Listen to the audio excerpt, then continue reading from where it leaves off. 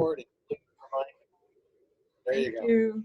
All right, so welcome everybody, and we've had a great summer, and we're back at Potpourri in September, and a lot of different things to talk about tonight, but we have some excellent presentations. We're going to start out with Matteo's first presentation to the center, and he recently took a astrophotography course, and we're going to hear all about it. So Matteo, you are up. All right, so this is my presentation about star trail and astrophotography and how I am starting to get into astrophotography as a hobby and hopefully somewhat of a career in my future. Okay, so the first is a little bit about me. So I've been a part of the RSC since 2019, and I've been into astronomy for basically my whole life. And recently, as you can see in the top right with my cute dog, I've recently obtained my Explorer Universe certificate just this year. I have a 10-inch Dobsonian telescope, which I used for that. As well, on the bottom right, I have just started into like deep sky photography with my setup with just a single guide scope down there. I have just started university in Waterloo for physics and astronomy, and I can't wait to learn all about it. Oh, there's pictures here as well, sorry. I guess the biggest things I have done so far was collaborated with Vanderbilt with this program where I got to work with a graduate student that was on eclipsing binary stars, as well as I attended some course with the Perimeter Institute for black holes and things like special relativity. So on to the actual program with Ervil.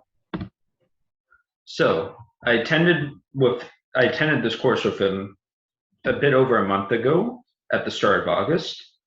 I went to a disclosed location I am not allowed to say because lots of places have been taken up by many people, and he does not want this place to be flooded by everyone. Sorry. So we went on a very clear sky, no moisture, a waning crescent moon below the horizon, so there's no glare from there. My setup is as you can see, just a simple starter setup with a cheap crop frame sensor camera, a 35mm lens, which is around 50 millimeters if you count the crop, an intravoltometer, which is basically a remote that lets you take pictures without touching the camera, which allows you to take pictures without shaking the camera, and it allows you to take longer pictures than what your camera allows, and also a tripod that is sturdy enough to not shake. We used Photoshop to change color and add contrast after taking the pictures to make it look better. So this picture I have taken is just a simple single image that is about the Milky Way. As you can see closer, you can see the little clouds of it going across the tree line. And you can see how I took it down there if you want to know. And so what the beauty is that when I actually took it, you could almost not see these clouds at all. This is all After Effects. So many of the pictures you see from like Hubble and so on and so forth are like extremely edited so that you can see everything that it hides, that the image hides. Because if you were to just take a phone and click up into the night sky, you would probably just see a few dots and that's it. On to the next one. No. Oh, sorry. Okay, so what this is called a star trail. So this isn't the final image. These are 4 separate images I took very close after each other with that remote I talked about earlier. And you could like see a bit of a trail in each one. but as you'll see later on, merging them together makes it a whole lot better and a whole lot smoother as well. And as you can see on this top right here, there's this fifth image that I didn't add. The reason is that if you could see closely, there's this huge trail of light that's there for some reason, and that's actually a plane that went by. And so what's so easy about using this wireless remote is that if a plane were to fly by during one of the exposures here, you could just cut it out and it would still you could still make a final image that looks really good and it won't waste your time. Because if you were to take one very long exposure, that little plane could ruin it entirely. So this is what it looks like after I used a stacking software called StarStacks. So basically all you do is you put all those 4 images into the software, and with AI, it merges it all together. And then after that, we use Photoshop to bring up the Milky Way, and it looks really nice. So all in all, Ariel was really nice to work with. I knew almost nothing about astrophotography. I didn't know a lot about photography before then, but he says he also is good at teaching general photography for this as well. So I would definitely recommend checking him out because you can make beautiful things like this. And the best part is that you get to keep this image and you get to keep the knowledge if you ever want to take your own in the future. That is all.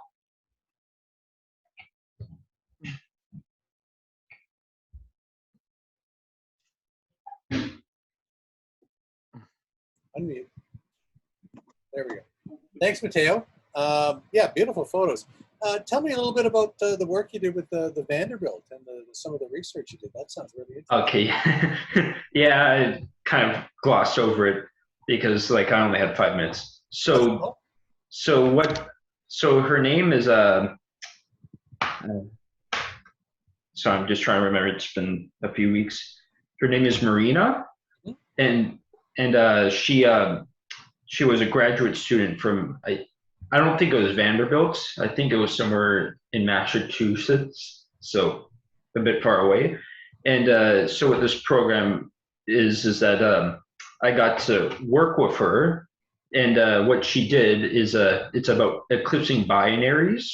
So eclipsing binary stars, and specifically ones where the smaller star is taking mass from the larger star because it's denser. And so what I had to do was use a modeling software called Phoebe to model data we got from it so we could have more data for it and so we could explain what's going on. Very cool. And I did that during summer break. Oh, nice. Well, that's a great experience for you. That's really neat to hear. Anyone have any questions for Matteo? Matteo, what was your what was the course like? Was it a single night where you went up to this undisclosed location and then took the photographs, or how did it work? Okay, so there's 2 meetings, one in person, so at the undisclosed location, and then a follow-up to work through Photoshop online to finish up the images. So it was just 2 meetings at the place actually taking the images. It was a few hours from around 8 to 10 because the sky got darker quicker because it was in the middle of the summer. And but it went by so fast because it was so fun to be there and to take the pictures. And besides the location I must not talk about, he also does it in Torrens Varens, so the Dark Sky Preserve, a bit far away. And he also has a few more locations if that's not a good option. Matteo, what's next on your list of things you'd like to photograph, or where do you want to go next? So I showed earlier that setup I have for deep sky photography. It's just a simple guide scope I'm just going to temporarily use as a small telescope. And I'm probably going to take pictures of like some messy objects, like everything that's not too difficult, because I'm like star trail photography with aerial. I'm going to try it on my own because I can't really find anyone at the moment to help me, but I can't wait. Good for you. I have one question. When you said you used After Effects, did you use like Adobe After Effects, or were they just effects you did after? Oh, so I use like Adobe okay, so I made a bit of a mistake. I didn't use Photoshop. We actually used Lightroom. So all we did there was like change the contrast after we took the pictures, like contrast and slight colors to add a bit of blue to the images. But that's about it. Most Okay. like it's up to you on what you want it to look like after you take the image. Like you could choose it to be any color. It's really easy with Lightroom or Photoshop. Okay, thanks. Great. And he'll help you go through that process because it can be confusing. Now there's more and more opportunities for people to take classes like this, which is great. The challenge, of course, is finding the dark sky sites, and that's certainly been on my mind and on council's mind recently. And anyway, we're going to be talking about that at our council meeting next week. Mateo, that's great. Way to go, and thank you for sharing all the your experiences and your results, and look forward to seeing your next steps. Yeah, thanks for letting me speak. Yeah, you're very welcome. Very welcome. Mateo, one question, please. Yeah, Eric. Hi. Yeah, even though the locations are clandestine, does this fellow have like a website, or is there an email address that you could perhaps post in the chat? Yes. Here, let me pull it up. Let's see here. It was in the email for this potpourri, I see. But here, I'll post it again. Yeah, he's right. a local photographer. Here. Yeah, he's in Ontario, so yeah. and he seems like he's good with like going to many locations for taking the pictures. So again, I mentioned Torrens Barrens, but he has a few other places as well if you're further away. Yeah, we had a few members who actually accidentally disclosed the location, so we haven't seen them since, so it's unfortunate. But anyway, we remember them. All right, thank you, Mateo. That's great. Good luck with your studies. Where are you right now, in Waterloo? Well, right now I'm back at home in Milton, where I live, but like I'm just home for the weekend, so I could do this. Okay. Yeah, I'm in residence there though. At Waterloo. Yeah. Great. Well, good luck and have a great time. Well, Mateo, were you at the big party the other night, or was that Laurier? Oh, like a few nights ago. 1,000 people one. Oh. I went to one just to see what it's like. I'm not really a fan of parties, but like it got shut down in like 10 minutes by the police. It was hilarious. Oh, way to go. Okay, Mateo already has a record, so that's great. Oh my goodness. Oh my goodness. We're just kidding. We're just kidding. Have a great time. Thank you, John, for all that. Okay. We're going to move on before we get in too much trouble. And I'm going to share my screen if I can. Oh my God, why can't I share my screen?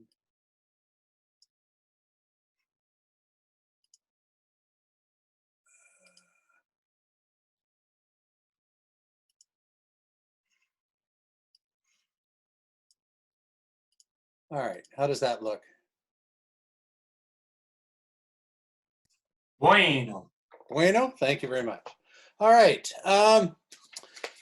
Yeah, it's an interesting series of years here where we're hitting all the 50th anniversary of specific Apollo programs, and hopefully I'm not boring my friends with another 50th anniversary discussion about an Apollo mission, but well, there you go. I'm hosting the meeting, so not much you can do about it. This was the 50th anniversary of Apollo 15 in July, and this was the fourth lunar landing. And it was quite different for various reasons. Okay. Just to review, the first lunar landing was in July '69, Apollo 11. They were on the moon for less than 24 hours. They were outside the spacecraft for less than 3 hours, believe it or not. And so it was basically get down, get out, get in, get off, and just prove that that they could do it.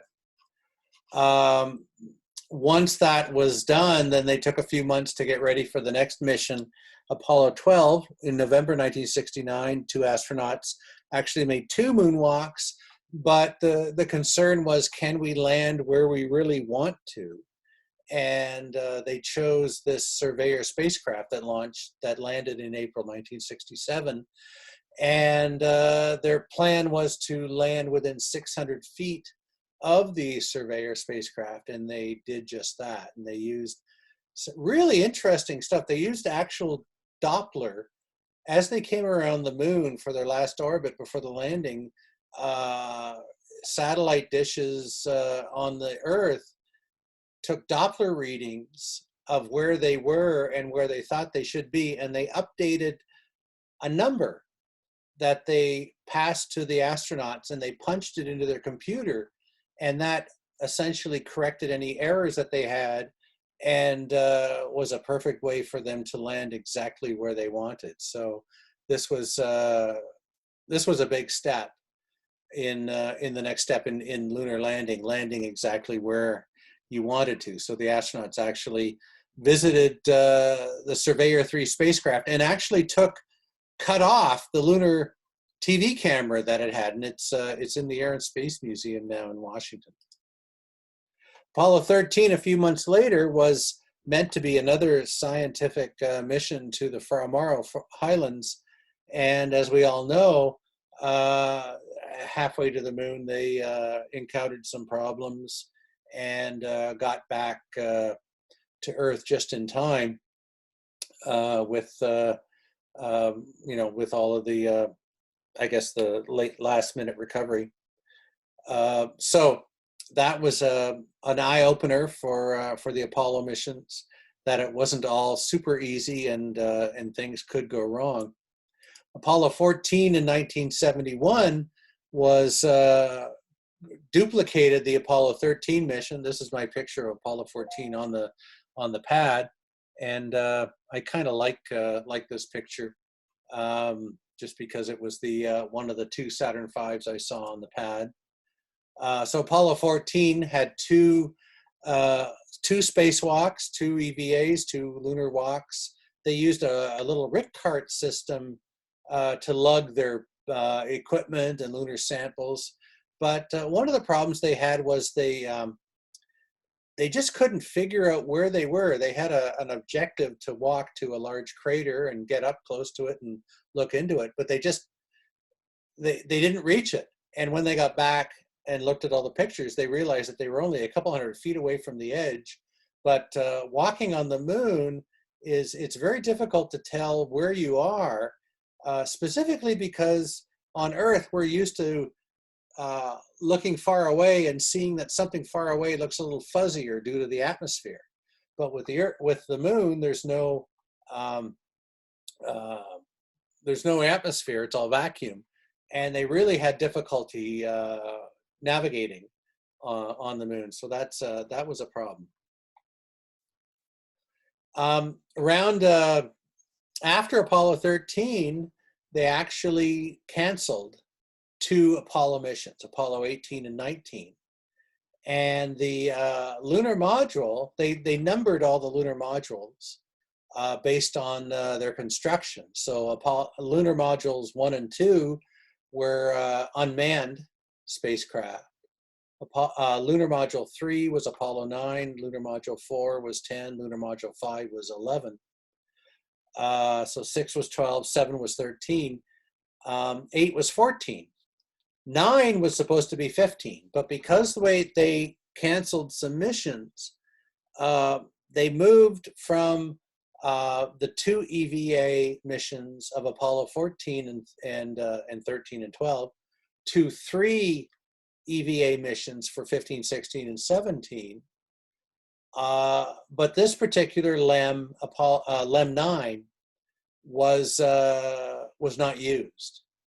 Now, the interesting thing about a lunar module that's not used is it's a museum artifact, because all of the lunar modules that are used don't come back. So this LEM 9 is on display in Florida, and it was the Apollo 15 lunar module, but was never used because of the cancellation. And my background was an opportunity to actually get inside LEM 9 back in the 90s, when it was actually on display in Florida. And so I've had some experience inside an actual lunar module. And I'll tell you, it was amazing. It was, these things are very, very, very cramped. And the ladder itself would, take a person's weight and everything, but it really was built for lunar gravity, and it can support its own weight on the ground in Earth, but more than half of the weight of the lunar module when it lands is fuel, and so if this was fully fueled, then it wouldn't be able to support the weight. But anyway, this is LEM 9, which is on display down in Florida, and was Apollo 15's lunar module. But what they did is they expanded the capability of the lunar module so that they could take more provisions, more oxygen, more water, and a lunar rover for a 3-day mission. So these are the Apollo 15 and 16 lunar modules being processed in Florida back in 71. The crew of Apollo 15 was Dave Scott, the commander, in the middle. Jim Irwin on the left. He spent 3 days on the moon with Scott, and Al Worden on the right. And in these publicity photos, you can see them on the lunar rover. This thing here on the right-hand side, that's a lunar satellite that they deployed when they were in lunar orbit. So these missions were, with Apollos 11, 12, and 14, it had been proven how to get to the moon. Now they were taking advantage of these opportunities to do lunar science. And so these crews were trained in lunar geology, but also their missions were packed with experiments and the capability to drive 25 kilometers across the lunar surface to go to various interesting places. So here's Jim Irwin with the lunar rover. That reflective thing right in the middle there, we'll talk about that. That's a lunar retroreflector, or an LR cubed is what they called it, but that's one of the 3 LR cubes that were landed on the moon and deployed, such that lasers sent from telescopes on the moon, on the Earth, could reflect off them and determine the exact distance from the moon. And Apollos 11, 14, and 15 took these laser reflectors and just deployed them on the moon. And some of the members may remember that we had a member several years ago who actually worked for Bendix Corporation that built those lunar reflectors, and he actually gave a talk at one of our meetings. And I'm going to show some of the slides that he gave me that we used for that presentation. But he was involved in actually training the Apollo 15 astronauts to deploy that that reflector. So here's the crew on the first lunar rover. So it was an electric car, and it was built to drive across the lunar surface. The tires were actually made out of piano wire, which is bizarre.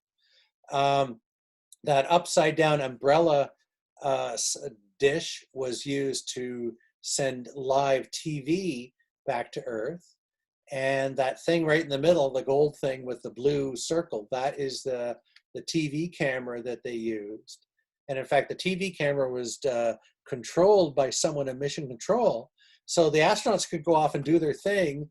And there was the capability of panning and zooming and focusing with the TV camera and send the TV back to Earth, such that the geologists they had their own separate room off of mission control. They could actually begin to nag mission control to tell the astronauts, go pick up this rock or go look at over there. And so, you can't get anywhere without geologists hounding you to go check out various lunar samples. But again, it was all a collaborative effort to do science on the moon. So of course, astronauts have to have their corvettes, and these are the Apollo 15 astronauts with their own color-coordinated corvettes with their lunar rover. So the landing site for Apollo 15 was beside a large Apennine mountain range and a lunar rill, essentially a collapsed lava tube. But the interesting thing was this whole Imbrium basin was the area of a large impact. And so what a lot of the Apollo missions did is they tried to land near where there'd been a big impact, such that all the material that was thrown out from the impact would be on the surface, and you could get your hands on some rather old lunar material. So this is Hadley Rill, and they landed right about here, and they drove the car down here, and they drove the car up here, and they drove it up the mountain here, and they really used the car just to examine this whole area during the three moonwalks. So as I said, this crew spent a lot of time learning geology, and from what I've read, their extensive knowledge was equivalent to someone who would just be going into a master's degree for geology. So they were, these astronauts, they're overachievers. And they were given the time to work with geologists and really identify the kind of lunar samples that the geologists were keen to retrieve from the moon. So the lunar rover was obviously the big deal with Apollo 15, and it's kind of neat to see how they actually stored it on the side of the limb, and it just essentially hung out the side. The wheels were folded in, and it was pushed up against the side, and it would deploy in a way that the wheels would spring out, and the thing would unfold, and it was really quite an interesting thing to see. But there they are. The astronauts were actually involved in folding it up for the last time into the lunar module, so that they could see exactly how it went in and how it came out. And they had an issue of problems in deploying it. Not many, but it was quite a complex little system. So there it is, all deployed or all stowed on the side of the lunar module. And that's how it flew to the moon. In this drawing, you see how they would essentially use lanyards to lower it down. And as they lowered it, the wheels unfolded, and it just gently came down onto the lunar surface. So they spent many hours working with a one gravity version of it, because of course the one on the moon only had to deal with 1/6 of the weight. And they spent many, many hours working at these.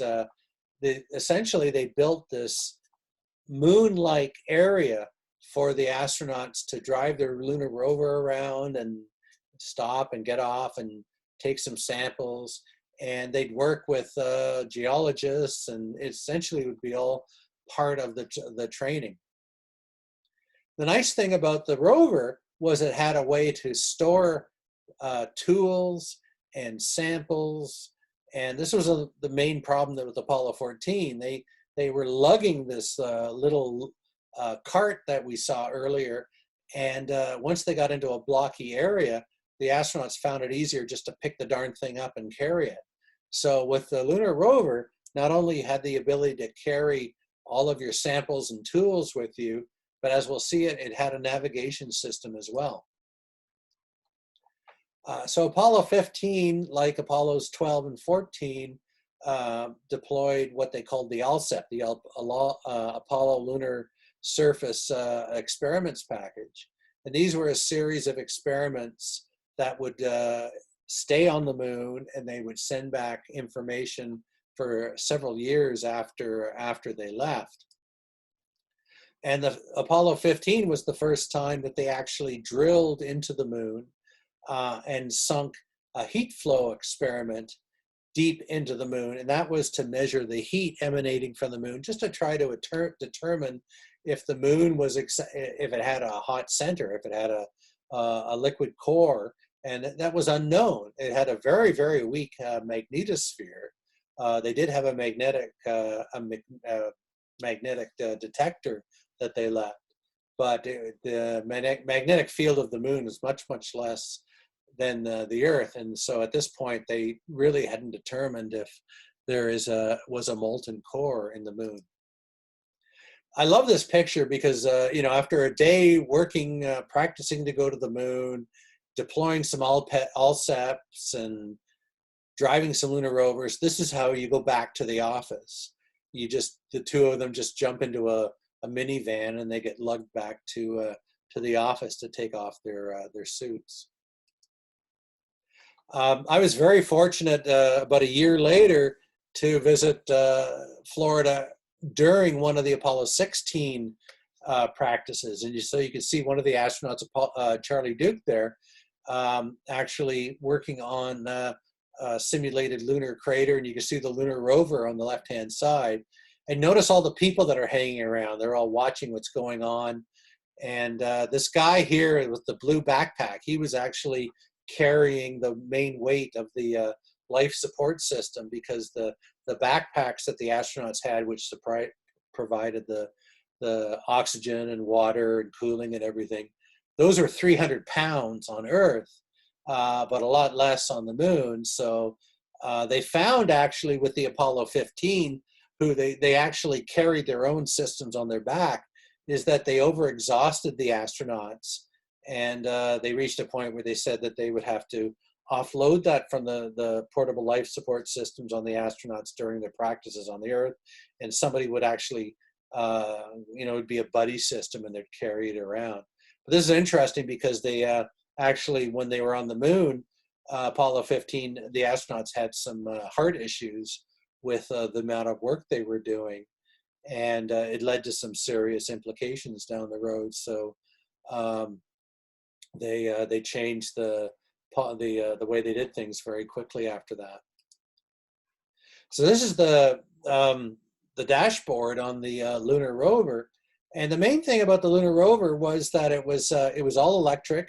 It had various ways that you could run the front wheels or the back wheels or both wheels, and they had some problems with the first rover for some reason. When they deployed it, the back wheels didn't run at all. But it was interesting is both wheels turned as well, so you could really drive some tight corners with both front wheels and back wheels turning. But the main thing was that it had a navigation system, and with Apollo 14, the astronauts not really being able to navigate properly, the navigation system on the lunar rover was critical. And it was essentially, when you listen to the communications, they essentially talked to mission control that they were essentially so many kilometers away from the lunar module at a certain heading. And then they would look on a map and they would say, okay, based on where the lunar module is, you're very close, but you need to head this direction or that direction to get to where they wanted to go.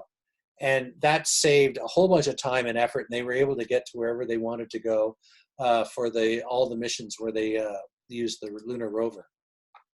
So here's Scott actually driving the lunar rover. You can see a little bit of dust coming off of the wheels. You can see the lunar maps that they used. Just above the map is a 60mm camera that they used to try to document some of their drives. And for some reason, that thing hardly worked. It just jammed, all the film jammed. I'm not sure exactly why it did, but it was one really source of frustration. I think for Apollo 16, they shot a little bit of 16mm, and 17, they just gave up on it. And they just had one of the astronauts shooting black and white photos all the time to document where they were going. But you can see the in the background there, the darkened areas. That's where they had either walked or driven. So the moving across the lunar surface really changes the albedo, really darkens the lunar surface. So you can see the little antenna just in front of Scott there is for audio to point back to Earth, and the big upside down umbrella is for the TV signal. And there you can see the TV camera pointed down. They really had a lot of trouble too with heating. The system's overheated in that incredibly hot lunar environment. But so as they drove, dust would fly up, and every time they had to stop for to do some sampling or whatever, Scott would have to get a big brush out and have to brush off all of the equipment that needed to radiate heat, because it was just overheating all the time. So for the landing, the astronauts had to use a simulator, and this is the simulator that was used in Cape Kennedy. And I had one chance to stand there. I didn't fly or anything, but I like this photo because look at how the paint is sort of worn off of the switches on that simulator. So all of the astronauts who actually flew to the moon used this simulator.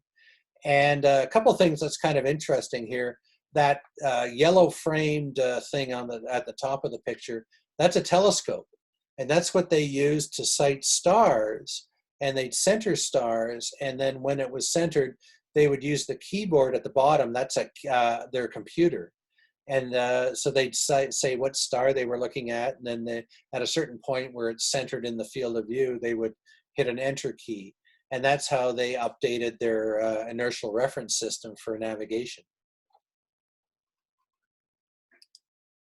So Apollo 15 was on the pad in July 1971, and they'd already put up a sign for all of the previous launches. And it was launched in the last week of 1971. And like the other missions, it flew out of Earth orbit using the third stage, and then the command service module pulled the lunar module out of the third stage and headed off to the moon. The lunar landing was essentially a big braking maneuver, and this is actually from Apollo 11. Where the lunar module detached from the command service module at about 60 miles. And then they fired their engine on the backside of the moon to lower themselves to 50,000 feet, where they ignited their engine to go the last 12 minutes and land on the moon. For missions after Apollo 11, the command service module actually fired its engine and lowered both of them to 50,000 feet, and then detached, and the lunar module would go the last 50,000 feet. And that was to save fuel. So fuel was a big commodity. And so when they were comfortable to do that, Warden in Endeavour lowered them down to the 50,000 feet level. They detached, and then Warden went back up to the 60 miles. So the 12 minutes is essentially firing the engine to slow down and lower yourself to a point where you can look at the landing site and make a landing. The landing site at Apollo 15 was pretty uneven. And that's how they ended up. They actually, their back leg was in a crater, and they were tilted up. This is, I think, the most uneven landing of all of the Apollo missions. This thing here is what they call the mesa. Essentially, it's a big door that opens up with all of their equipment, and then once they unwrap all of the protective kapton and material to protect it, it looks like it's huge compared to what it is on the other side of the lunar module. But that was like the TV camera for the lunar rover, a whole bunch of tools, a whole bunch of batteries for the lunar rover. It was just all of the material that they needed for the 3 days of exploration. Now, as I said, the crew was really into geology, and Scott especially. He was very keen to learn about geology, and Warden as well. I'm not so sure about Irwin, but they seem to be very interested. So this fellow is Dr. Farouk Elbaz. He was a astrogeologist with the American Geological Society, and he just essentially got these guys to a point where they were really educated on what kinds of things they should be looking for on the lunar surface. But also, he went up and, like, Al Warden would fly a Cessna over various areas with Farouk Elbaz, and he would tell Al what to look for from 60 miles up. So not only did he educate the crew for their lunar surface, but he educated Warden for his orbital work. And that, to me, that's just amazing. I mean, these guys were all in for getting everything out of the opportunity to fly. One thing that Farouk Elbaz told Dave Scott is that any geologist, when they get to a site, is they try to go to the highest point and survey the area. And so Scott said, he approached the Apollo management and said, well, after we land, I want to pop open the docking hatch at the top of the lunar module, and I want to stick my head out and look around and take some pictures. And they said, yeah, go ahead. So this is one of the pictures that he took when he actually poked his head out from the top of the lunar module and did a 360 and looked around and essentially surveyed the landing site. So the first moonwalk, they deployed the lunar rover. Here's Irwin just essentially outfitting it with all of the tools and all of the things that they would need for their 3 days on the lunar surface. The TV was really, really good. This isn't really a good view of what they got. I was going to try to capture some video for tonight. I didn't get around to it. But if you even just Google Apollo 15 video, you'll see that the TV system that they had was extraordinary. You can actually see the dust being kicked up by the footpads, but you could really see what they were doing as they outfitted the lunar rover with the Hadley Mountains in the background. It was really, for many people, it's really their favorite landing site of all of the Apollo missions. So this is the ALSEP, this is the central station, and all of the various experiments are connected by these gold cables. And the little antenna there sends the information back to Earth. And these ALSEPs ran until 1978 before the funding ran out and they actually shut them down. So as I mentioned, Scott used a drill to drill into the lunar surface to put some heat probes to identify the heat emanating from the moon. That little box there in the foreground, that's the magnetic field sensor. So that basically just measured the weak magnetic field on the moon. So there's the ALSEP from Apollo 15. Now this is these are some of the slides that our member brought when we talked about the LR cube, the lunar range retroflecting reflector. I don't know what the heck it was. LR cubed is how they referred to it. But they had these little reflectors in them, which essentially any light that hit the reflector would be bounced back in the same direction. So if a laser came from the Earth and hit the thing, a light beam would be sent back in the same direction. And if they could measure how long it took for the light to make that trip, they could measure the distance to the moon within a few feet, which I think is rather cool.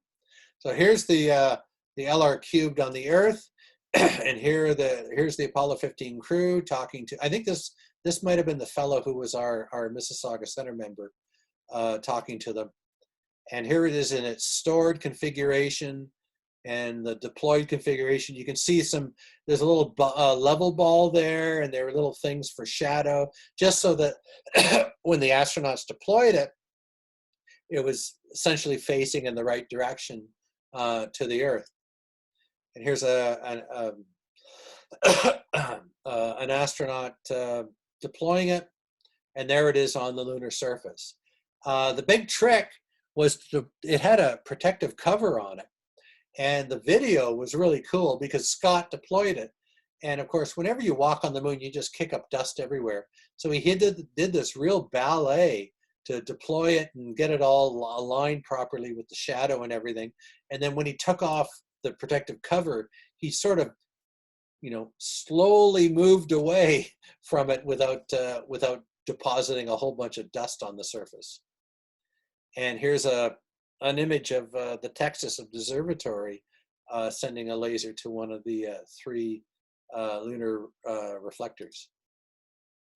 So this is their landing site. They set up a flag. They have lunar rover tracks all over the place, and these magnificent mountains in the background. So this is the first EVA where they went up and got close to Hadley Rill. And this little crater right here is where they are. That's right there, just to give you an idea. So that crater is that crater. So they're up here somewhere near St. George, this huge crater. And the rover was amazing. It could go up the side of these mountains like no trouble at all. So this is the iconic photo of Irwin standing beside the flag and the rover and the Apollo 15 lunar lander Falcon. I've always liked this photo just because of of what we're seeing. We're seeing the rover, we're seeing the lander, we're seeing all the tracks and the mountains in the background. This actually was this is something they set up on Apollo 11 as well. It's a solar wind collector, and all they did was set it up at the beginning of their first walk and collected it at the end of the walk, and it collected solar wind particles for analysis. So the astronauts were into geology. So if they found an interesting rock, they used this thing, a gnomon, which essentially showed vertical. This thing swiveled back, so it showed the local vertical. And this picture thing was for calibration of color photos, and also for size. And looks like they whacked off the top of that rock for a sample. They also used a rake to rake lunar soil to pick out some of the larger pebbles, because these are the things that the geologists wanted to retrieve and study. On the third EVA, they drove to another area of the rail. They were over here last time, and now they're down this way. And they actually walked down into the rail and took some samples. Just to give an idea of the amazing topography that they dealt with. And up on the side of the mountain, Apennine Mountain, with the video, you could really see that they were struggling with keeping vertical on the side of the mountain. And they had a 500 millimeter lens for their camera, and they shot back on the top of that mountain. They looked back and they could see the lunar module, and you can actually see the LSEP there, because of course no air, so it's pretty easy to see things.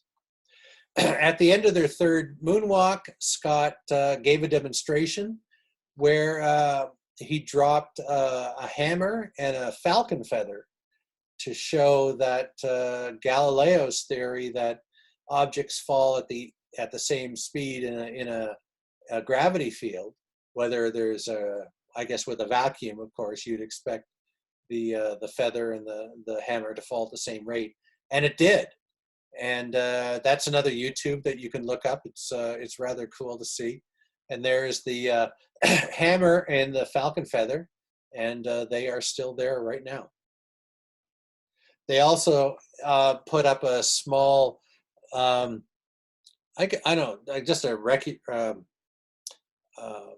artistic monument or to recognize fallen astronauts. And so there's a list of astronauts who had died in the whole Apollo and Soviet program, and an artistic astronaut medallion. So they left that on the moon. And this is the last place where they left Lunar Rover 1. And you can get an idea of how far away it is from the lunar module. And for the earlier Apollo missions, the TV cameras were connected through the descent stage into the ascent stage, and the TV signal was sent through the ascent stage back to Earth.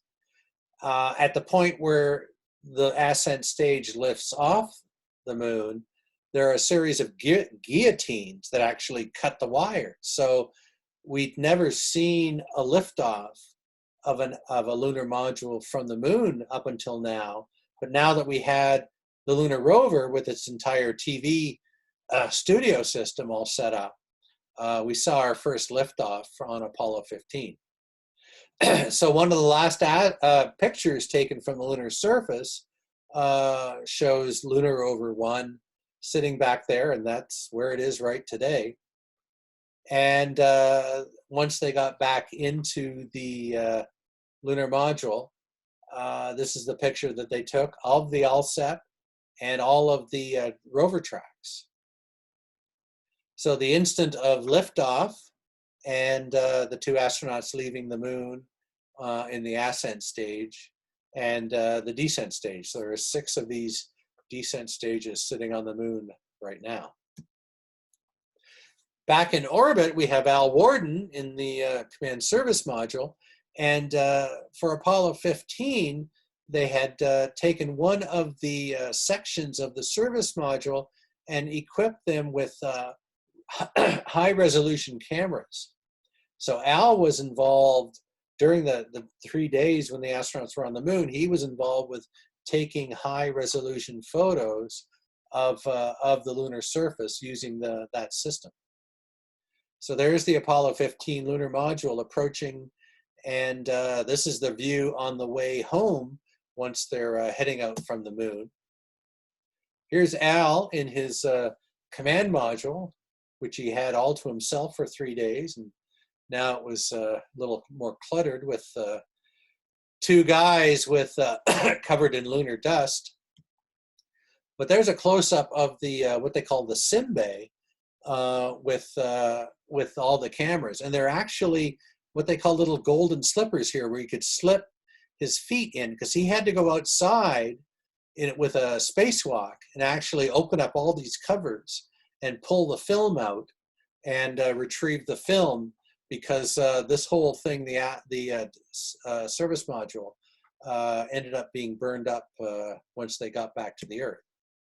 So this is a great painting of what Al had to do to make the spacewalk, and that's Jim Irwin assisting him there, sticking out the hatch. And this is a painting by Pierre Milon, French artist who actually passed away recently, and a great view of what Al would have had looking back at Jim Irwin in the open hatch as he retrieved the film canisters. So a few days later, they were back at Earth with the splashdown. Apollo 15 was the first and only mission with a bit of a, I guess, an anomaly at landing. One of their parachutes collapsed on the last few minutes before splashdown. But the system was designed that 2 parachutes were sufficient, and one parachute would not have been a good day, but 2 parachutes were fine, and the crew actually has they determined that the crew when they burned off some of their fuel, they actually burned through some of the lanyards in the parachute, so that was changed for missions after that. But the crew successfully landed. So just to follow up, the Apollo 15 crew was actually the only crew the total crew I actually had an opportunity to meet.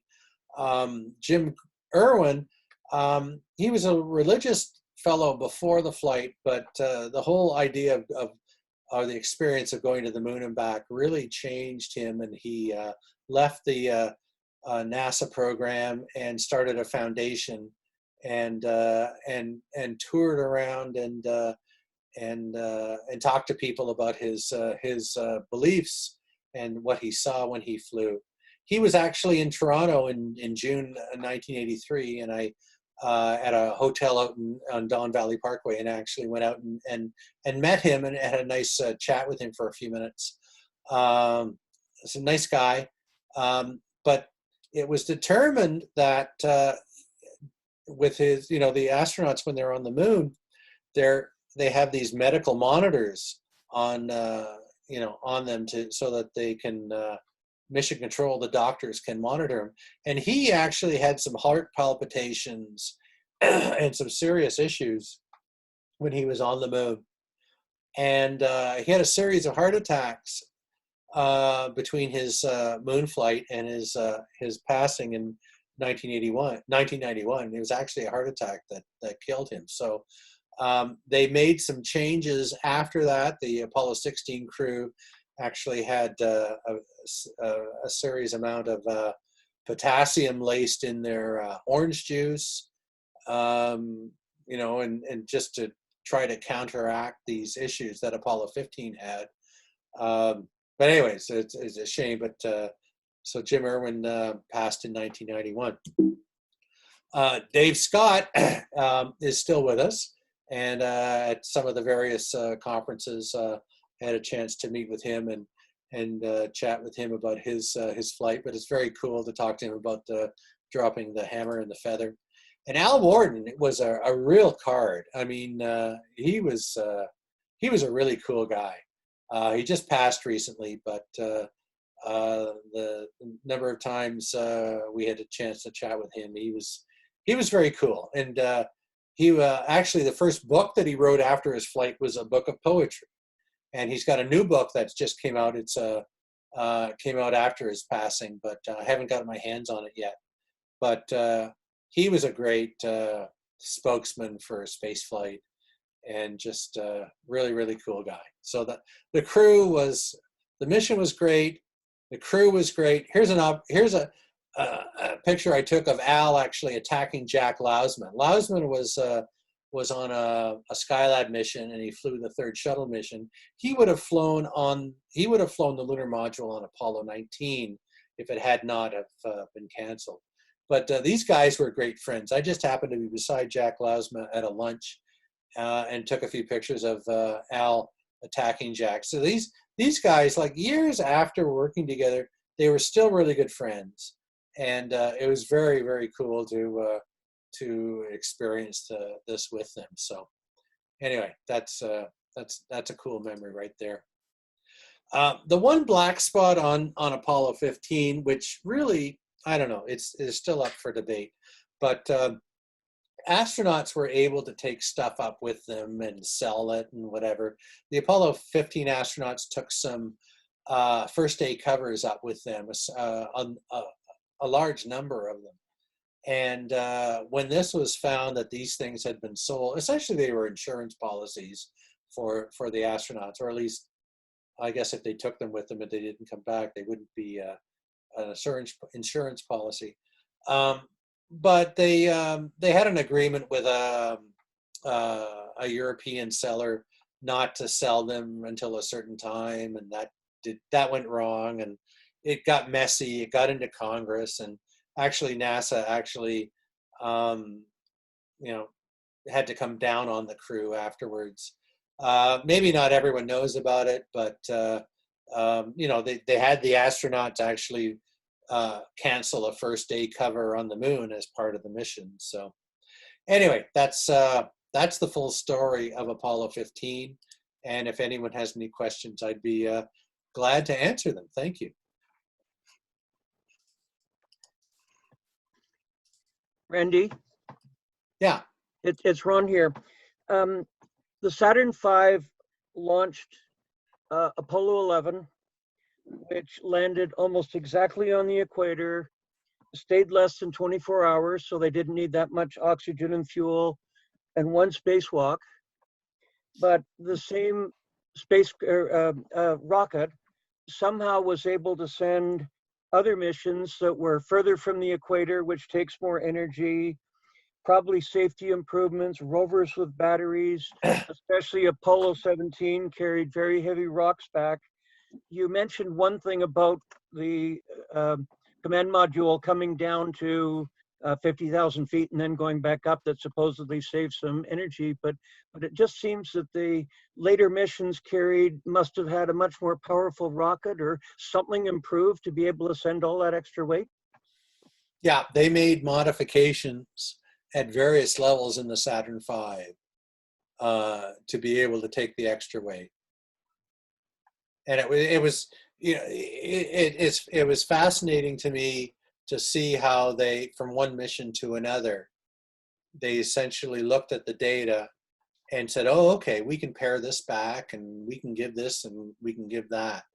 And so as they moved, they knew that they were going to be going to longer missions with heavier payloads to the moon, and they worked towards that. So one of they made some of the stages lighter. They removed some of the separation rockets. Actually, it's interesting. They removed some of the rockets that they used to separate from the second stage and the first stage for Apollo 15, and it nearly wrecked the whole mission because they didn't separate far enough. So it's sort of like, okay, we won't do that again. But they were always making there was never one mission which was the same from the next. They were always making modifications based on what they learned. Thank you. Hey, Ron. Yeah, good to hear from you. Randy, Dennis here. Yeah. I'm quite impressed with the level of detail that you presented here this evening. And I'm curious as to the various sources that you gathered some of these detailed information, because it is quite a bit of good background and things that I never knew about myself. Okay. So I was just wondering what kind of sources you used to do your research. Oh, well, I think the fact that I've been just following it ever since the mission is one thing. There are a lot of various resources, books. I guess it's just 50 years of just following every little bit of information I can find from it. It adds up to to what I talked about tonight. Yeah, that's all I can tell you. It's just it's all out there. The nice thing is that over time, a lot of the information has been made available. But certainly once all the videos released and all the transcripts are released and people write about these things, and Irwin and Warden and Scott have all written books. So, there's a lot of information there. Well, certainly followed it in great detail. So thanks again. It was very good. Oh, you're welcome. I didn't mention, and this is the really sticking point in the whole talk. But, I'd been following Apollo since, I guess I really got interested in Apollo with Apollo 8 during the Christmas of '68. I don't remember Apollo 7 all that much. But by Apollo 11, I was just into it. And so following Apollo 12, Apollo 13, Apollo 14. So here's this Apollo 15 mission coming up. They're going to land on the moon. They're going to spend 3 days. They're going to have a rover. I was sent off to camp, and I was on a canoe trip in Algonquin Park during the Apollo 15 mission. So what a disaster. So here we are up in the park, and we come up to a store. And I go in and grab a Toronto Star, and here it is on the front page, is that picture of them outfitting the lunar rover on the moon. So I'm going, what the heck? So anyway, I thought I would share that with you. Just, these. All right, that's pretty weird, because I was at Camp Wassahaban, and those buggers wouldn't let me watch the TV coverage. So I snuck away from, I don't know, making a fire or something, and went into the main hallway where they had the camera on, and I watched about an hour and a half before they found me. So I did manage to see some of them on the lunar surface, and the camera, the TV coverage was so much better than on previous missions. Oh yeah, it was wonderful. I could give a whole talk on the evolution of the camera system. Cool. Yeah. Two questions. One, for the lunar rover, you mentioned, or you showed a picture, and it had a heading. Do you know how it got the heading? Because there's not much of a magnetic field. It was all from the LEM. Oh, okay. So a radio signal or something? Yeah, it was LEM-centric. Okay, makes sense. And second question, the command module, well, the pair of vehicles comes down to 50,000 feet, and then the LEM separates. Yeah. And then the command module goes back up. Do you know why it bothers going back up? Why not stay at 50,000 feet? Two things. For mapping, they wanted to be up at that altitude, but also I think it was more efficient, it was more efficient for rendezvous to be up at 60 miles. Okay. Because I think you're in a better position if the LEM doesn't make it up to a certain height to go down to where you want to go. Okay. Because they were always in a mode of, all right, the LEM's not going to make it up to us. They're going to get up. They're going to limp into orbit somewhere. We're going to have to go down and capture them somehow. And they wanted to be up at that altitude. Wouldn't it also be for safety purposes as well, in case there was an abort and they could try again or something like that? Being at a lower altitude may create some issues. Well, they commented that once they were down at 50,000 feet for a while, they felt like raising their feet every now and then when they went over certain mountain ranges. So it's they were still dealing with the mascons, which adjusted orbits of these things. So I think they were just more comfortable at a 60.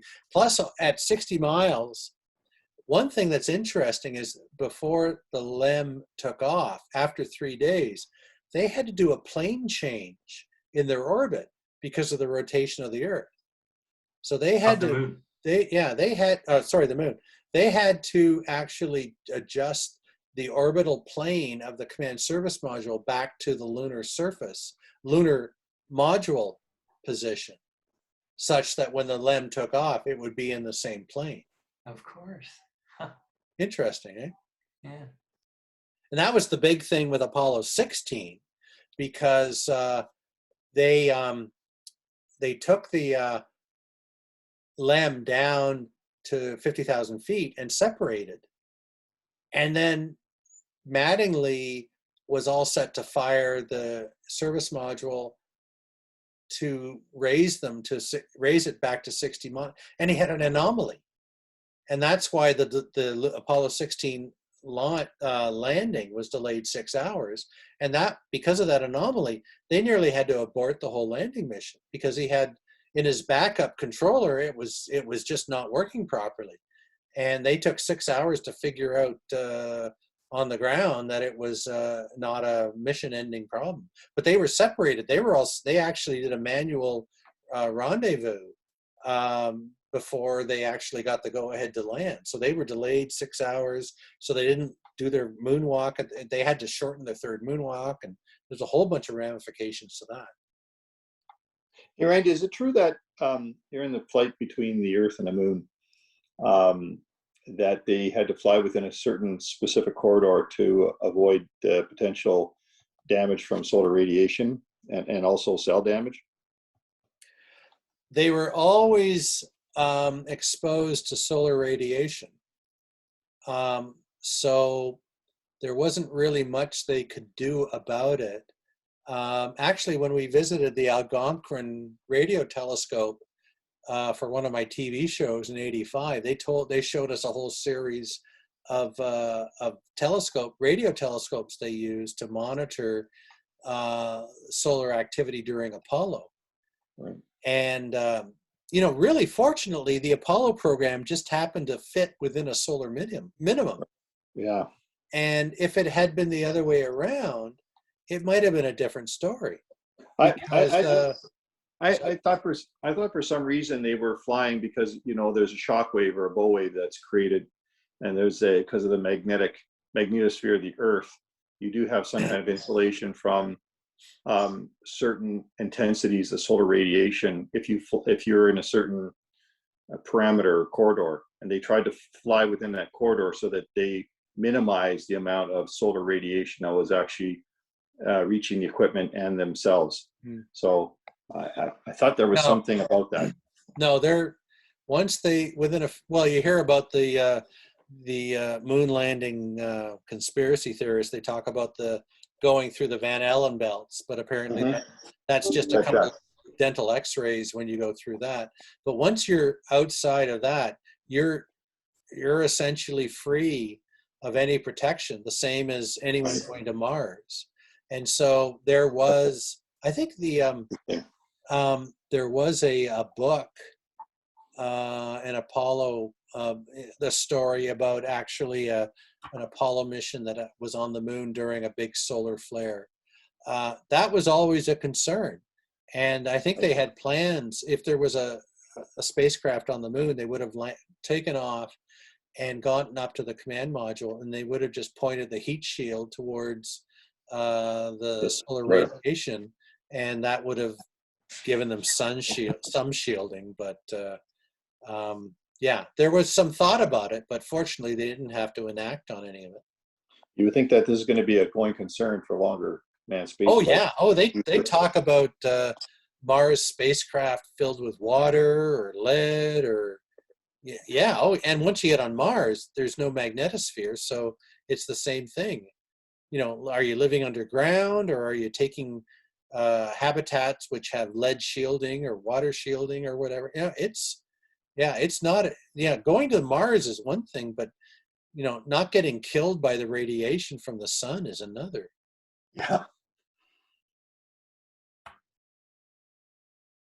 All right. Well, thanks everybody. That's great questions.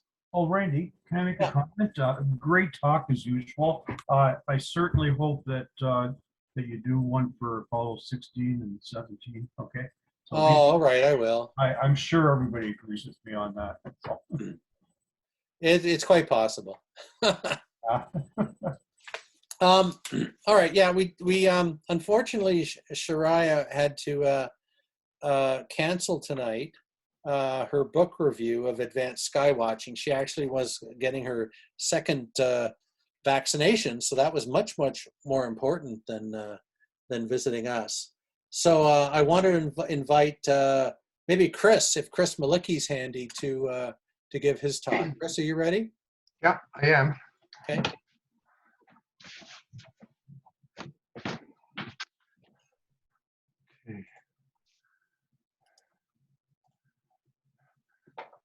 Can you see my screen? Yeah. Okay. Slideshow.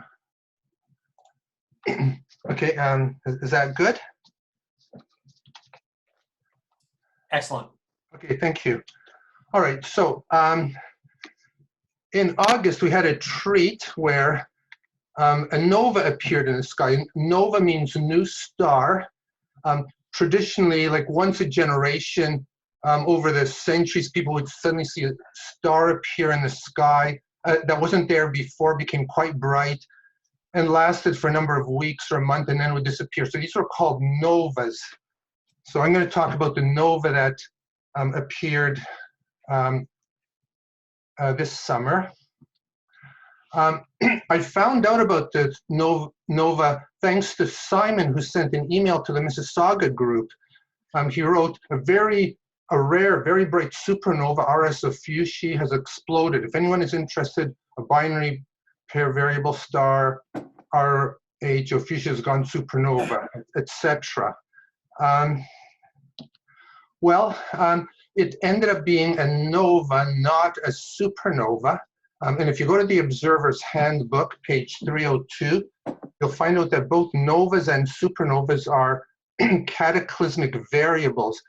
These are stars that suddenly increase by enormous amount of brightness in a very, very short time. And they're caused by runaway thermonuclear reactions.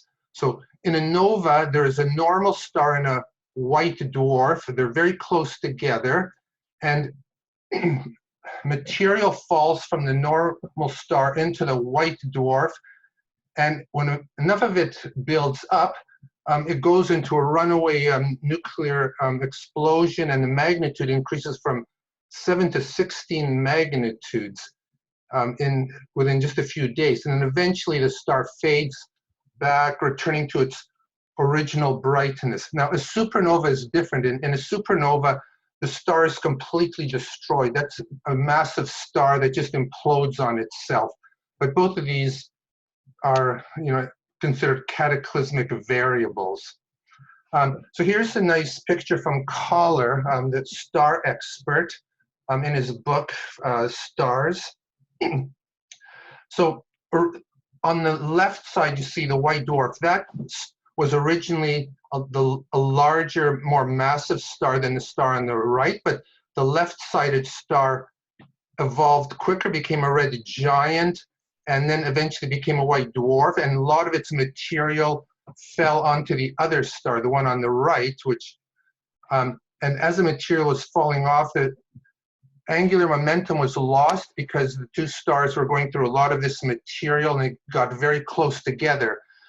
So now you have a white dwarf on the left side, and the star on the right, which was smaller originally, is getting older, eventually becomes a red giant star, and as it gets larger, its material starts to spill over into the white dwarf and forms an accretion disk. When enough of the material falls onto the surface of the white dwarf, a runaway nuclear reaction occurs. Perhaps the material can go thermonuclear when it's still on the accretion disk, but in any case, that's what causes a nova. Now, in Sky and Telescope, October 2002, this article showed up. When will RS Ophiuchus next blow its stack? So RS Ophiuchus is a repeating nova. So what I showed before, where material falls onto the white dwarf and suddenly goes into a runaway reaction, so when that happens, that material is burned up in a nuclear fashion, and slowly over the years, more and more material builds up until it explodes again. So this is called a recurring nova. Now, RS Ophiuchus was first found to go into an outburst in, that should be 1889, not 1989. There was another outburst in 1933, then in 1967, and in 1985. And 7 years later, this article came out. Now, RS Ophiuchus is usually magnitude 12.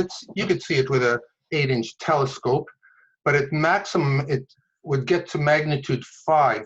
And at the end of this article, the author wrote, "I urge readers to keep an eye on the RS Ophiuchus region."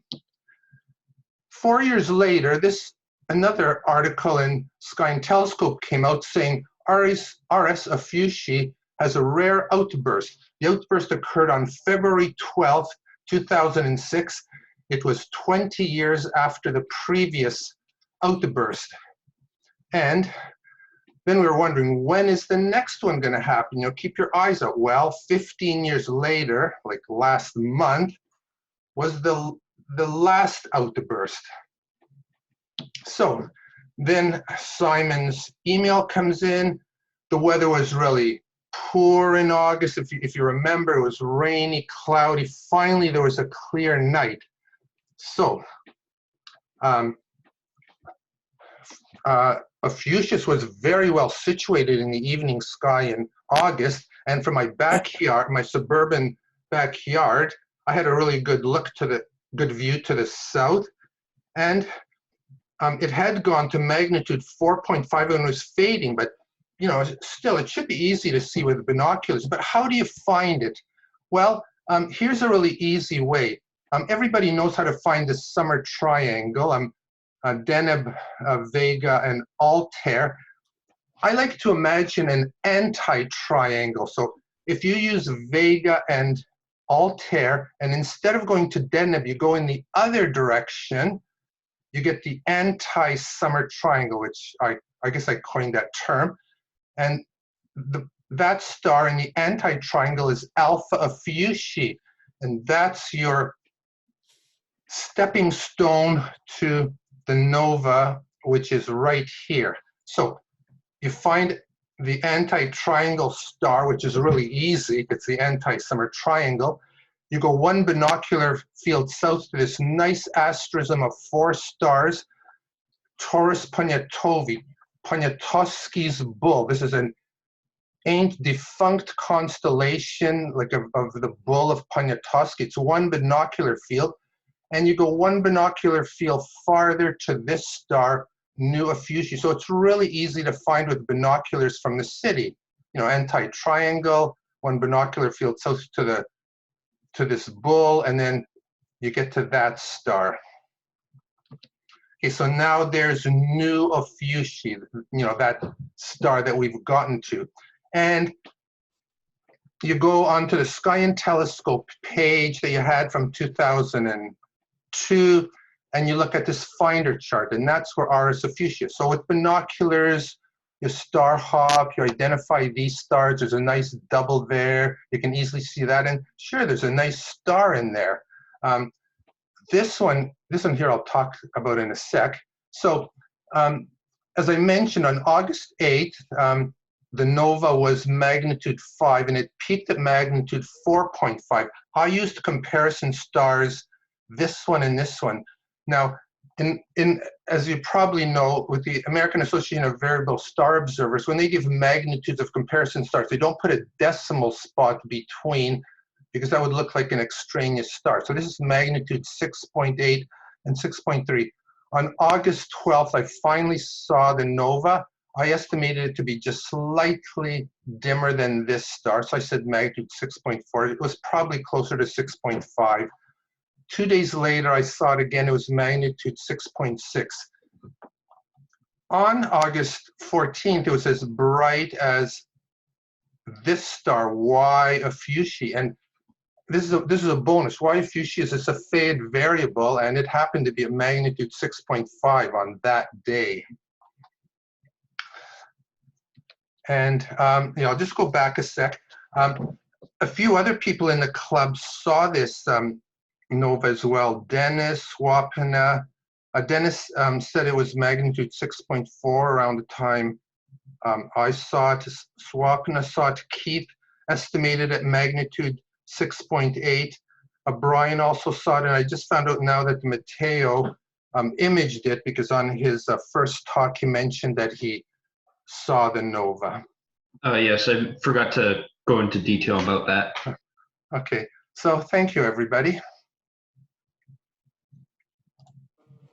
Nice follow-up, Chris, from Summer's observations. Good to put some bit of science and observation information there. Appreciate it. Okay, thank you. Thanks, Chris. Any questions for Chris? I have a question. Chris, is there any known planets around that system, or is that just probably not likely? Oh, I have no idea. Idea? Okay. There's a Probably lot of not likely. exoplanets, but Yeah, I Not know. anymore. not likely. And not anymore.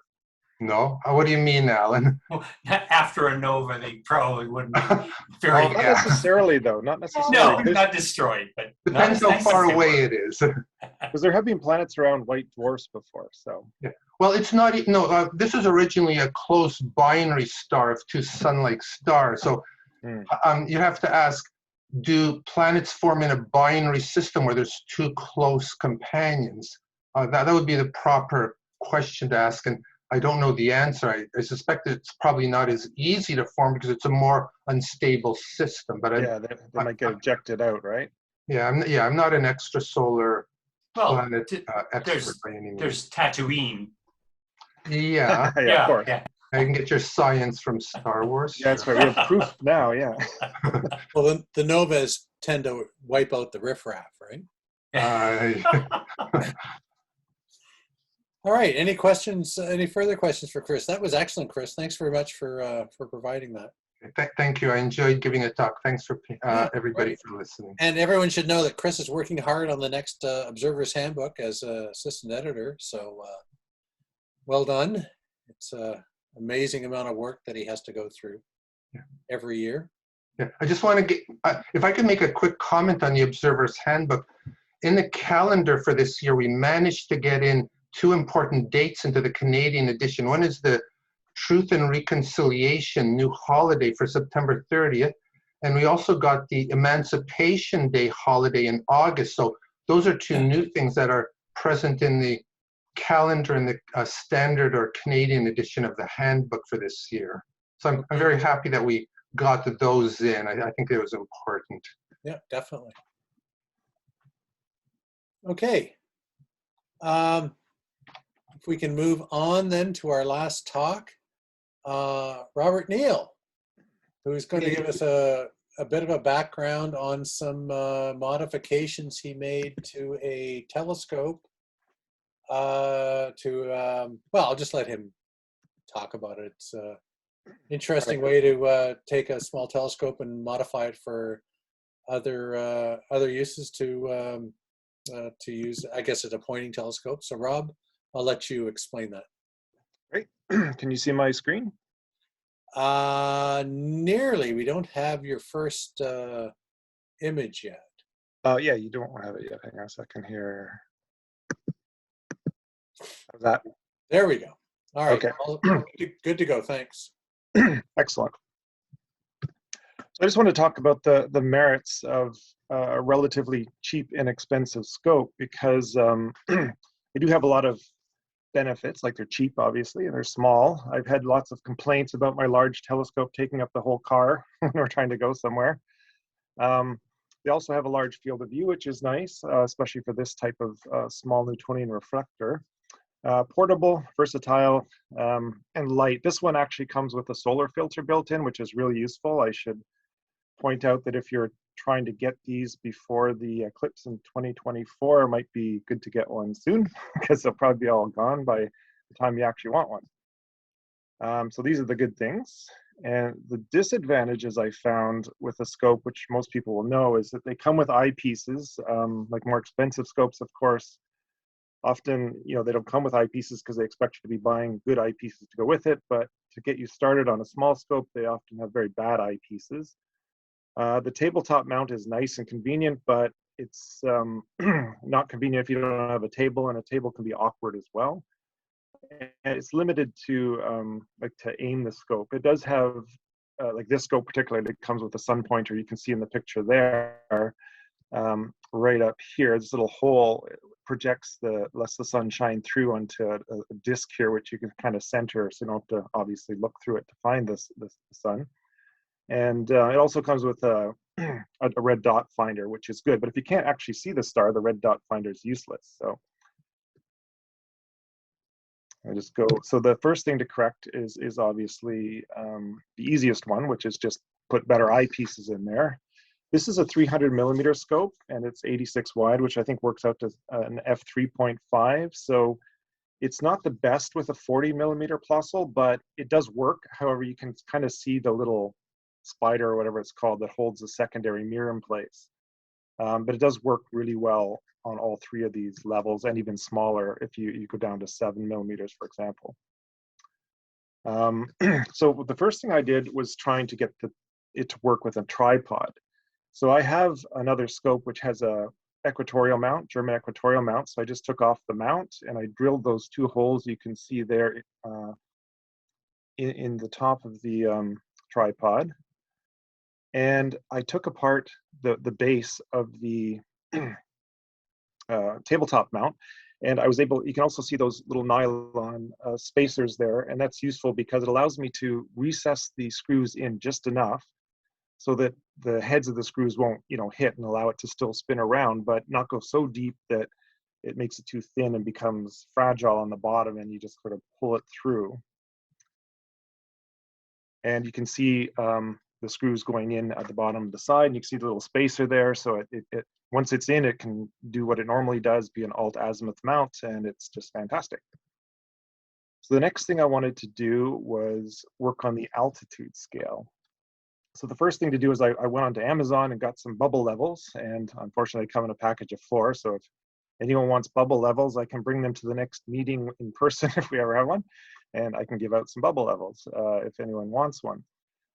So anyways, that's how I started. So I can level that, and then by putting an actual bubble level onto it to make sure it's flat after that, the actual tube, I just marked on a piece of tape where that is at this level.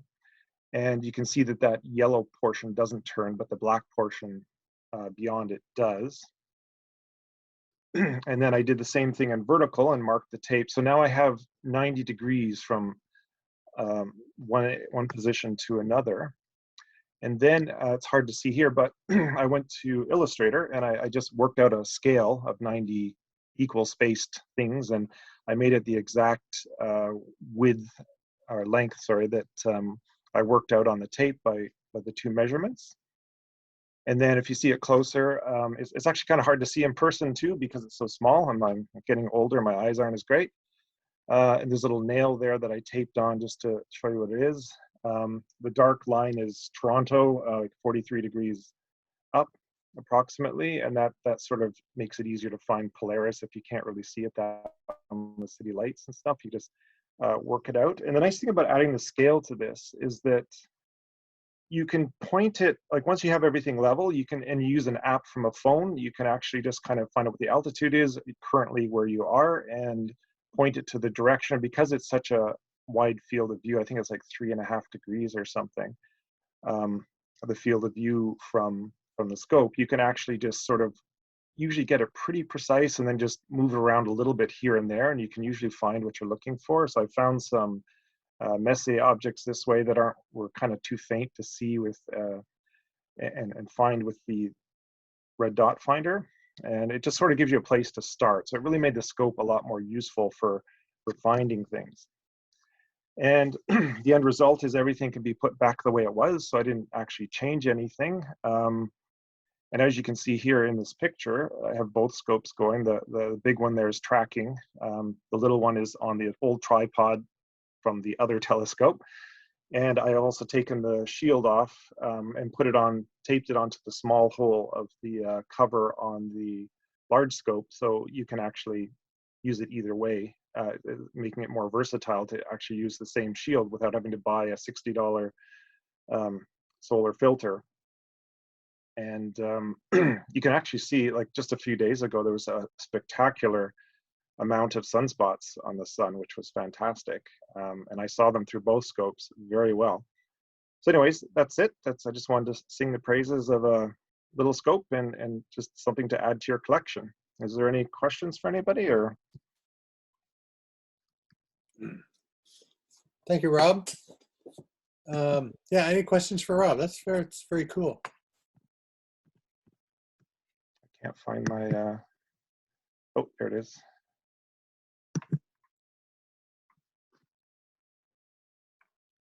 All right, that's it for me.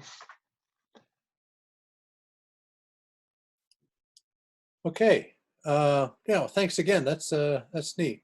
Any, I think that's the end of our list of presentations. Anyone want to make some comments or questions? We've sort of been out of touch for the last couple months. I should tell you that we've been talking to Riverwood about potential public outreach programming, and it won't happen before October.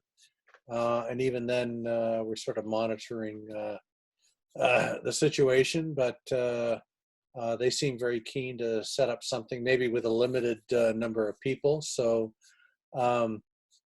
that might be happening. The other thing, of course, would be a members' night observing at Riverwood, and I'd like to see us do something there. But we have a council meeting on Tuesday, and that's something that I want to bring up at the time. So it sounds like we're slowly moving back to normalcy. As for face-to-face meetings, I really don't see us doing anything before January at this point. Continue with the Zoom because it's working, and but I haven't reached out to the UTM about actually holding a face-to-face in the meantime.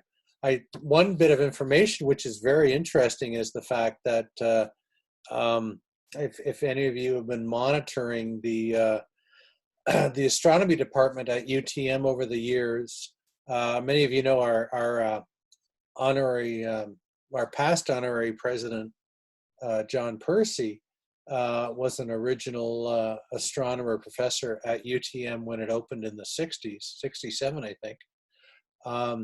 He and John Lester, he's retired, and John Lester, I think, is approaching retirement. And really, the astronomy program has been on the wane at UTM, but now they've actually, it's coming back, and there is they've hired an astronomer who is a lecturer. Her name is Lee Hirsch, and so she has now started up, and they're hiring a research astronomer. So astronomy programming is coming back to UTM, which is great. I've talked to Lee via email and already lined her up to give a talk to our group. And I want her to be the first face-to-face speaker at a face-to-face meeting. So if that's into the new year, then that's fine. So all that is quite encouraging. So yeah, we're slowly coming out of this this situation, but we're also monitoring what the best way to do that. So. Does anyone have any comments, questions before we wrap up for tonight's meeting? Yeah, Randy, as far as in-person meetings are concerned, since UTM or University of Toronto is allowing classes for fully vaccinated, would it not be possible to have meetings for in person for people that chose to, if we were to choose to try it? And if we did, maybe we could do a hybrid model where we could still have somebody video and Zoom. I know it would take effort to do it, but that's something we might want to consider doing at some point. Once we resume live meeting, have the best of both worlds.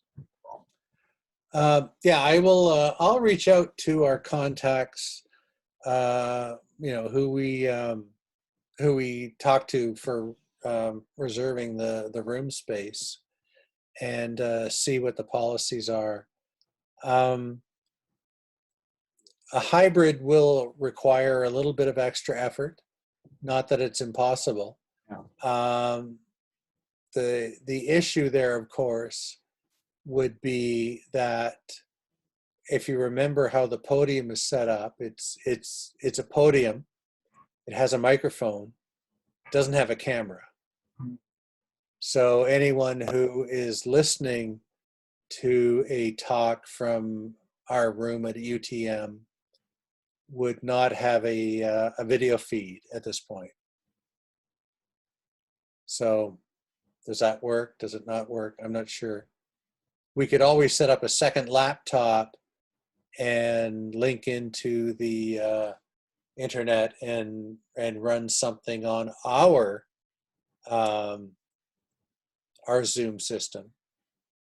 Maybe That's we'll have a how- little discussion about that and offline and see what's possible. But it would be nice to come back to a face-to-face.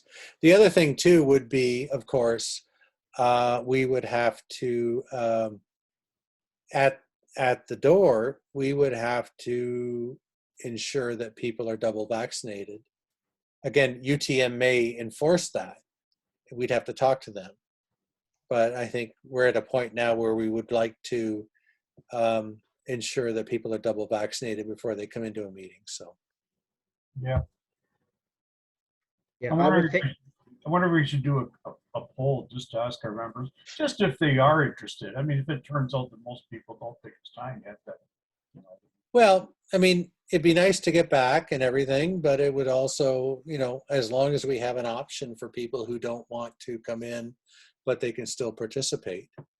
Well, let's also see if UTM would allow it anyway. Well, that's the first step. Yeah. That's the first step. But I get the feeling that they are having on-campus lectures. So, but we would have to follow. Sorry. Sorry, we'd have to follow all their UTM rules. Of course. To get on site.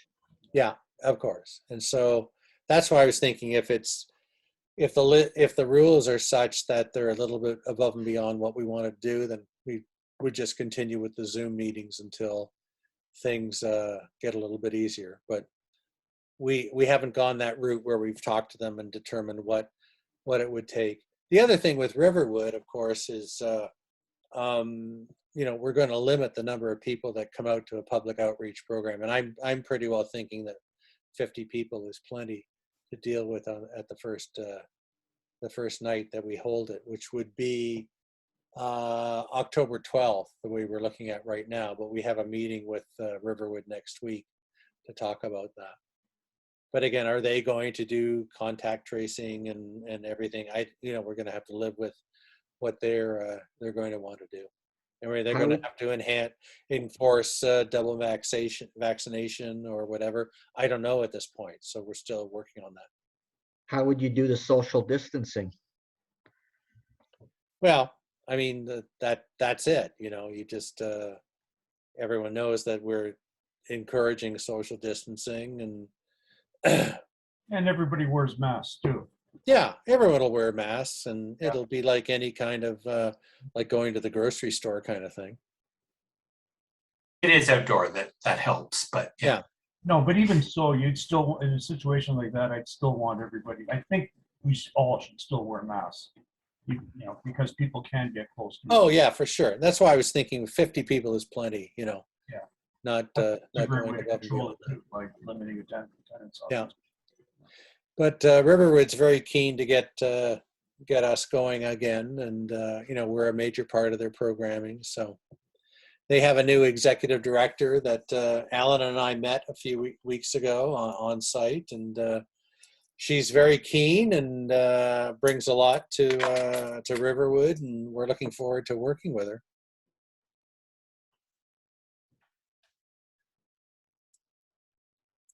Any other questions? I'm sure you're all dying to get back to your videotape recording of the debate from last night. I have a video. Or the tennis match. I'm not sure, one or the other. Already seen that. Oh, did you? Oh. That's tomorrow. Oh no, the one. No, I mean Tomorrow's the final tennis No, match. I mean the semifinal. I'm about 12 hours behind on everything. No, I don't have a videotape of tomorrow's yet. go to New Zealand. Ah, yeah, right.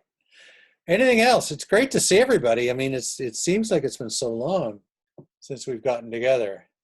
That first meeting where we all get together, we're going to look at each other and go like, oh my God, 18 months. Yeah. Well, at least the Gastronomic Society has met a couple times. Yes. Well, we'd like reports. It's all a secret. It is a secret society. It's amazing.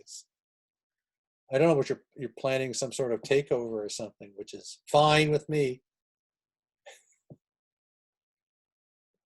All right. Well, let's leave it at that. We have 2 meetings in September. We have a potpourri, which we're having tonight, and then 2 weeks from tonight we have a speaker from the Canada, France, Hawaii Telescope.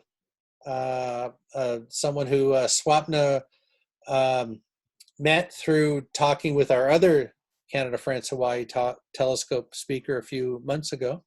And this is a researcher, so that'll be an interesting program. We've got a NASA astronomer, rather famous one, who's going to be speaking to us in October. And we've already got talks lined up through November. So that's great. We're slowly working through that, but hoping too that we can set up some in-face, in-person meetings in the next few months, if possible.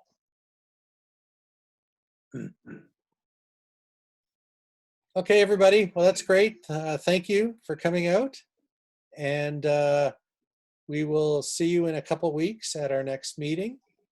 And as I say, we have a council meeting on Tuesday, so we'll be able to let you know some new moves. We actually hopefully will have some new information about a new headquarters for the society that they're working on.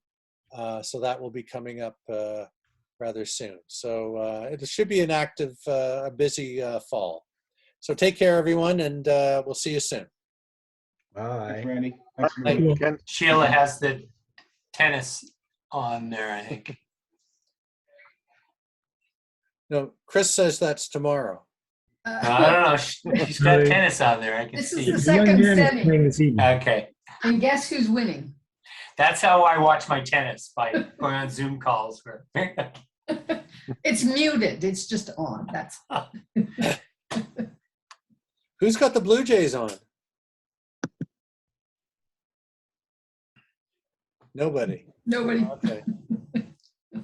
All right, All right. you knuckleheads. Bye, guys. Take care. Night.